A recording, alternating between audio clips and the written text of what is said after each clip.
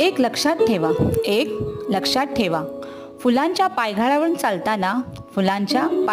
चालताना काटे टोचले तर सहन करायला शिका.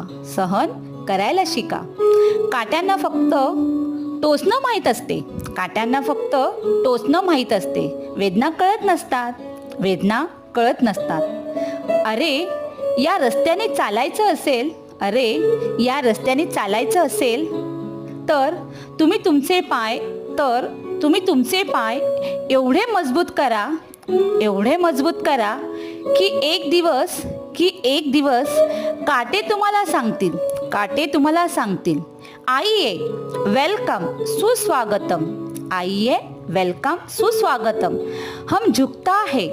हम झुकता है तुम चलना तो सीखो.